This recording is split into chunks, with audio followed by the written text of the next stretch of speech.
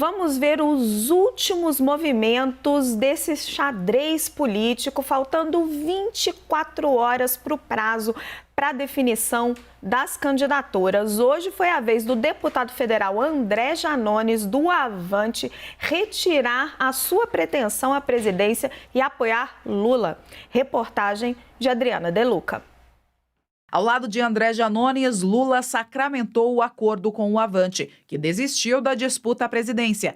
O apoio veio com a promessa do PT de incluir propostas da legenda de Janones no plano de governo. Lula está encampando as nossas propostas pelo auxílio. Vocês sabem que o auxílio emergencial foi a grande marca, do nosso mandato até aqui. Vocês sabem a luta que a gente teve para que o auxílio permanecesse em R$600. Nesse momento, a gente retira e unifica a candidatura presidencial do deputado André Janones. A partir desse momento, ela está unificada e ela passa a ser representada pela candidatura do presidente Lula. Além de contar com mais um aliado, o Partido dos Trabalhadores se beneficia de outras duas formas com a chegada de Janones. Primeiro, porque se houver menos candidatos na corrida, aumenta a chance de Lula, que lidera as pesquisas, de vencer no primeiro turno.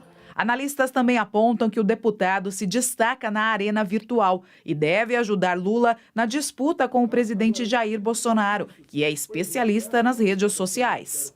O acordo também é uma estratégia petista para aumentar o tempo de propaganda eleitoral de rádio e TV. Esse tempo é calculado conforme as coligações e o tamanho da bancada de cada partido eleita em 2018 na Câmara. Com base nesse modelo do TSE, a CNN fez uma projeção dos minutos que cada candidato terá no horário eleitoral, que começa no dia 26 de agosto. Lula será o candidato com mais tempo. A chapa do ex-presidente conta com PT, PSB, PCdoB, PV, PSOL, Rede, Solidariedade e Avante. Um total de 125 deputados e 3 minutos e 17 segundos do horário eleitoral. Bolsonaro é o segundo. A chapa do presidente conta com PL, PP, PSC e Republicanos. Um total de 108 deputados e 2 minutos e 51 segundos de TV. Uma campanha bem-sucedida, num contexto de normalidade, ela precisa ter um bom desempenho na televisão, na internet, nas redes sociais, nos aplicativos de mensagem e também na rua, no boca a boca, no porta a porta, com muitos candidatos a deputados estaduais e federais, a senador e aos governos pedindo voto, dizendo que apoiam, ajudando a levar a mensagem do candidato a presidente junto com o seu próprio pedido de voto. Vamos para a análise? Thaís, o PT está freneticamente atrás de alianças, quer uma frente ampla para liquidar a eleição no primeiro turno. Depois do Janones, qual é o próximo alvo? Tem um próximo alvo? Raquel, boa noite. Não tem um próximo alvo. A gente está vendo uma discussão a respeito do PROS, mas dentro da campanha petista, Raquel, o que a gente ouve? A gente ouve que o esforço não vale a pena. E por quê? Porque, como a gente noticiou hoje durante o dia, o PROS está envolvido numa briga jurídica bastante pesada e há uma avaliação no núcleo duro da campanha do ex-presidente Lula de que tentar atrair o partido com essa briga interna na justiça é trazer um problema para o colo da campanha do ex-presidente Lula. E um problema que não valeria tanto o esforço. Afinal de contas, estava olhando agora há pouco, se eu não me engano, o PROS tem hoje 4 deputados. Então, nem pensando no futuro, num eventual governo, pensando em agregar ali na composição na Câmara, valeria a pena, segundo a avaliação que eu ouvi. O que o PT queria? Óbvio que o PT sonhava com a possibilidade de não ter nem Simone Tebet, nem Ciro Gomes nessa disputa. Era o que eu ia te perguntar. Ciro Gomes, o fiel dessa balança de primeiro e segundo turno. Porque facilitaria, claro, o caminho para esse primeiro turno. Mas isso não quer dizer, no entanto, que o PT desistiu completamente dessa ideia. há uma convicção bastante forte e bastante pragmática de que uma vitória em primeiro turno é bastante difícil, mas o trabalho será esse, Raquel, será para tentar conquistar. E aí entra André Janones.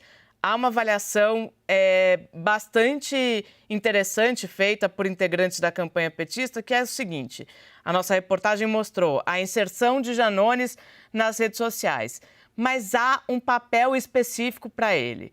Há uma avaliação de que Janones, tendo essa pauta do social bastante forte, principalmente do auxílio, ele vai ser uma peça determinante para tentar desconstruir a narrativa que está posta pelo governo Jair Bolsonaro dos R$600. Janones será como um porta-voz ali para as redes sociais, para o mundo virtual, para dizer aquilo que o ex-presidente Lula já está dizendo há alguns dias, que esse auxílio é apenas eleitoreiro. Então, o PT aposta bastante nessa entrada de André Janones a partir de agora, Raquel. Uribe, vamos falar um pouquinho desse personagem, o André Janones. Surgiu na época da greve dos caminhoneiros, era um dos líderes desse movimento, cresceu enormemente na época do auxílio emergencial, ensinando mesmo as pessoas a tentarem, a conseguirem pegar o auxílio, os mais humildes. Ele é um nanico eleitoral, mas um gigante nas redes sociais. A Thaís já trouxe um pouco o que ele agrega para a campanha do Lula, e você acha que ele vai se engajar ao ponto que a Thaís falou de criticar o presidente Bolsonaro, de estar ali ativamente na campanha? É um nanico político, mas que preenche um buraco na campanha de Luiz Inácio Lula da Silva. Por isso que ele é tão importante, Raquel. Primeiro, 4 pontos importantes de André Janones que a campanha petista considera vitais para a campanha agora em primeiro turno de Luiz Inácio Lula da Silva. André Janones tem os seus 2-3%, sobretudo em Minas Gerais. Lula precisa manter uma dianteira sobre Jair Bolsonaro em Minas Gerais. E a gente vai para aquele clichê clássico: quem ganha em Minas Gerais desde 1989 ganha a campanha presidencial. Segundo ponto, caminhoneiros. Hoje foi o dia que a Petrobras anunciou uma redução de 20 centavos sobre o diesel. Era uma grande reclamação dos caminhoneiros, que achavam que o voucher de R$1.000 não era suficiente. Então, André Janones vem num reforço junto a esse eleitorado, esses que é calculado pelo governo 700 mil, 800 mil caminhoneiros autônomos. Terceiro ponto, a pauta em defesa das pessoas com deficiência. Michele Bolsonaro é considerado uma espécie de porta-voz desse movimento junto a Jair Bolsonaro. André Janones entra neste esforço. E quarto, mídias sociais. O PT vinha patinando muito nas mídias digitais, vinha com um discurso bastante protocolar, sem falar de temas, por exemplo, que engajasse outros eleitores. Melhorou muito a campanha de Lula, que hoje fala de música, fala de cinema, fala de novela, mas ainda precisa de engajamento. E André Janones vem com essa missão, então, de aumentar o engajamento do presidente. A pergunta que você me fez: há uma expectativa de que ele entre de cabeça, e ele já deu essa sinalização. Resta saber se é automática a transferência de voto e a transferência de apoio. Nem todo mundo que apoia André Janones apoia Luiz Inácio Lula da Silva, apesar deles terem um discurso bastante similar. E aí vem a questão também de André Janones, que é muito relevante, que é o papel dele na campanha de Luiz Inácio Lula da Silva, de você tentar aproximar junto a alguns setores econômicos que são considerados vitais em Minas Gerais, sobretudo no setor do varejo. Eu ouvi muito da campanha do Avante, do partido, que André Janones tem uma comunicação com esse setor. Então, que ele poderia aproximar, então, Luiz Inácio Lula da Silva sobre alguns setores que ainda estão muito ligados a Jair Bolsonaro. Então, é um gol, considerado um gol na campanha de Luiz Inácio Lula da Silva, não pelo tamanho político de André Janones, mas pela questão dele preencher alguns vácuos que ainda existem na campanha petista. Posso fazer um adendo, Raquel? Por favor, Thaís. Sobre o engajamento de Janones, a informação que eu tenho é que ele vai ser já incorporado a essa coordenação. A ideia é que ele ganhe um papel de destaque fixo, assim, um papel real dentro da campanha, para que ele também ajude na tomada de decisões. Então, talvez por isso há essa perspectiva de um engajamento bastante proveitoso do agora mais recente aliado da campanha petista. Thaís, vamos falar um pouquinho desses vácuos que o Uribe mencionou. A campanha de 2018 foi uma campanha muito diferente. Bolsonaro tinha segundos de televisão e, através das redes sociais, fez uma candidatura vitoriosa. Mas a gente sabe que não foi só isso. Teve todo o processo de Lava Jato, toda aquela busca pelos outsiders. Quais são as características desta campanha? O que vai pesar mais? Rede social, tempo de TV, corpo a corpo? Raquel, eu tive uma conversa bastante interessante essa semana com um pouco dessa análise que as campanhas têm feito. A própria campanha do presidente Jair Bolsonaro já disse para ele que esta campanha, a de 2022, é uma campanha, na avaliação de quem cuida desse marketing político, é uma campanha da volta da televisão. Não que a rede social não tenha importância, terá sim, mas há uma avaliação de que será uma campanha da televisão e, sobretudo, do WhatsApp. Então, menos ali Twitter e tal, mas sim esse contato direto com o eleitor. Eles acreditam nessa avaliação que é de um integrante da campanha do presidente Jair Bolsonaro, que a televisão volta a ter papel de destaque, que os programas precisam voltar a falar com o eleitor, diferentemente do que aconteceu em 2018, como você bem lembrou.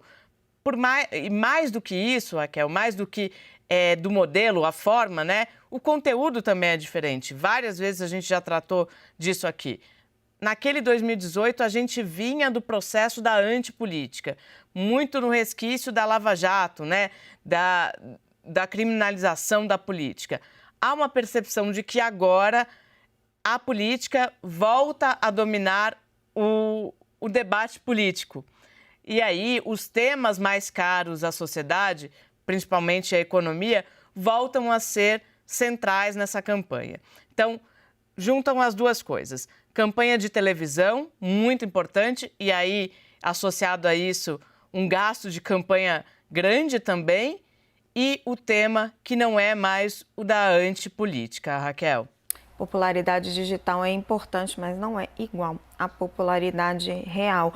Uribe, falamos bastante aqui das alianças que Lula está tentando costurar. E Bolsonaro já está tudo pronto, tudo feito nessa coalizão, ou ele também está fazendo algum movimento? Não, já está concluído, até porque se a gente for somar um levantamento que a CNN Brasil fez, somando Lula e Bolsonaro, eles têm quase 45% de toda a propaganda eleitoral em televisão e rádio. Então já há um certo equilíbrio entre os dois, não precisaria de novos aliados. Houve uma comemoração muito grande na campanha de Jair Bolsonaro com essa questão do Pablo Marçal, de realmente ele sair candidato nessa queda de braço dentro do PROS, porque você tem mais um elemento, mais um nome para criticar o ex-presidente Luiz Inácio da Silva.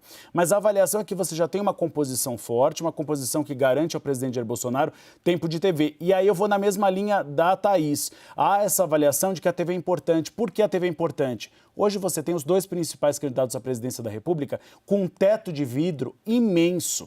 Antes você tinha Jair Bolsonaro, que apesar de 20 anos, mais de 20 anos no Congresso Nacional, usando a internet, você consegue dar a sua mensagem rapidamente, mas é difícil você se explicar, é difícil você se defender, porque a internet é muito rápida. Na televisão, você tem mais tempo para defender o seu próprio legado e para se defender de críticas. É por isso que a televisão se tornou importante numa campanha plebiscitária, que é a primeira vez na história que você tem um ex-presidente enfrentando um presidente e eles vão ter muito de se explicar.